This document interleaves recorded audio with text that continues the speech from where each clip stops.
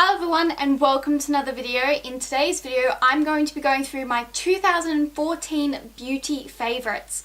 Now this is a video that I've really been wanting to do as I really kind of branched out and tried some new things during 2014.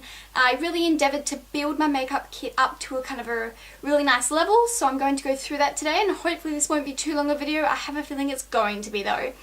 Alright, so I'm going to start with face products and I'm going to start with a primer. This is the Innoxa Skin Perfecting Pore Vanishing Cream.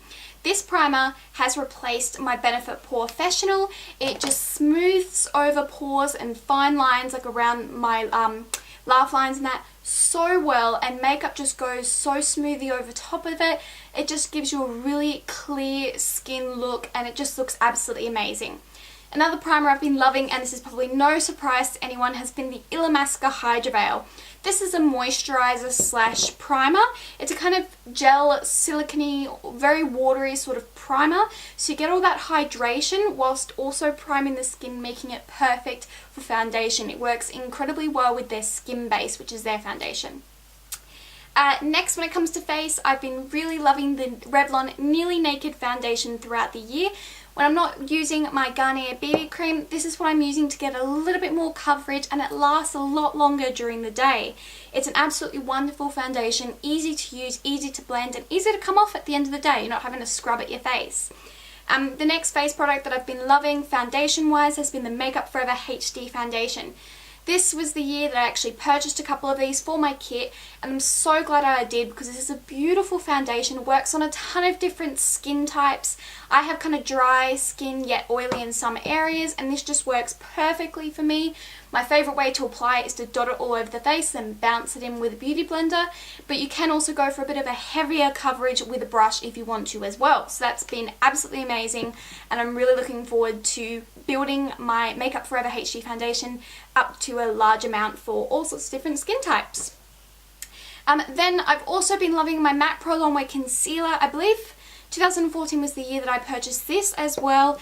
Such a great purchase. I have it in 2 shades, but I really want to build it up again for my kit and get a couple of the different tones as well. It's an amazing concealer, crazy pigmented. The only problem, and this is everyone's problem with it, the nozzle needs to not spurt out so much. Oh my god, it's just so much. You could use it to cover your whole face, to be perfectly honest. You only need the tiniest amount because it's heavily pigmented, but it's not heavy, which is really great about it. Again, I really love to use it with a beauty blender so that I'm not going for too huge and higher coverage. Also, what I've been loving face-wise has been the Australis Fresh and Flawless Face Powder in Natural.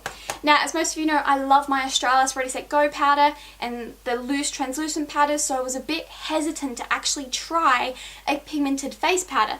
Now, this isn't horrendously pigmented, like it's not going to turn your skin a different colour, but it is such a light, amazing powder. It gives a beautiful look to the skin, just makes it look really nice and smooth, and I've really been adoring this. Goes nicely under the eye as well. Then kind of a tool to go along with face, as I've mentioned a couple of times already, I have the Beauty Blender. This is the real deal Beauty Blender, not a dupe. This is the real deal. I have tried other sponges that kind of pledge the same results as the Beauty Blender. They don't. It's crazy because they all feel the same. They all kind of react to water the same. But the real deal Beauty Blender is the best.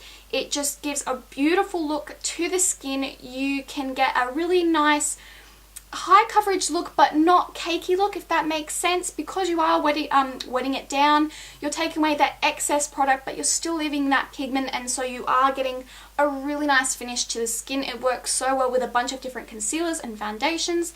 It's amazing. Okay, now moving on to some other kind of tools. I wanted to talk about my Ray Morris brush set. So earlier in the year in 2014, I did do a workshop with Ray Morris herself. She's an absolute idol of mine, and from that workshop we received a discount code, so I just thought, may as well go for the investment and purchase the entire brush set. So I did. Best money I've ever spent. It's absolutely amazing. All the brushes are so well crafted, so well thought out from a makeup artist's point of view. The bristles are just amazing. They clean up really well. They work really well after being cleaned up. And they just do the job so much better than any other brushes that I've ever used. So I absolutely adore those, and I would, in a heartbeat, buy them all again. Even though I won't need to because they'll last forever. Okay, another tool that I've been loving is the Lash Republic Eyelash Applicator. What did I do before this? I don't know. Well, I do know. Actually, I didn't apply false lashes.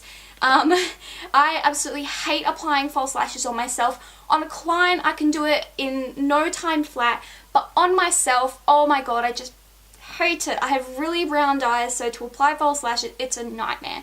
This has come in handy. Oh, just such, and it's not even that expensive. It's from Lash Republic. All the details will be down in the description box below.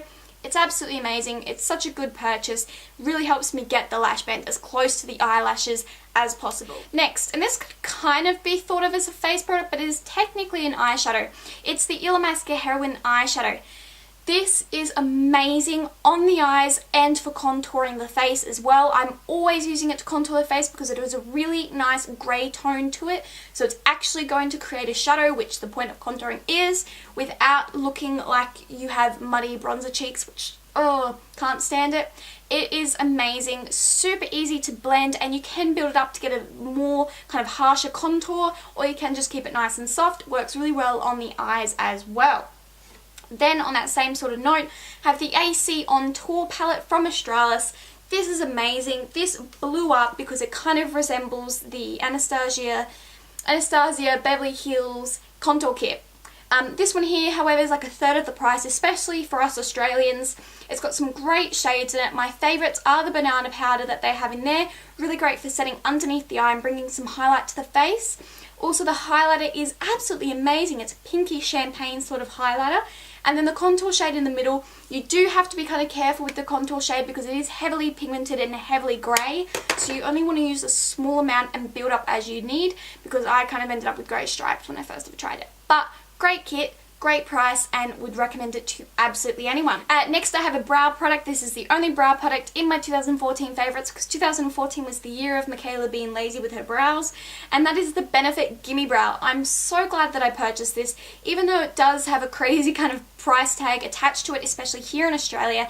This is amazing. This is what I use every single day basically. When I don't want to fill in my brows with powder or pencil, I just run this through it, adds some volume to the brows, adds some tint, and keeps them in place. I also use it on top of pencil and on top of shadow, and it gives a really great brow. Again, keeps it in place. Absolutely amazing product, and I would buy it again in a heartbeat. And I want to get the darker one as well because I have been doing my eyebrows a little bit darker, so that's what I'm gonna do. Next, and I believe this actually might be the last product. I think we've gotten through this pretty damn quick. It is, there is two that aren't included, but it is the Essence Long Lasting Lipsticks. They're the ones in the black tube. Oh my god, you've probably heard me rant about these lipsticks already a million times over, but they are amazing quality for like $4.50, I think they are now. They used to be $4.10.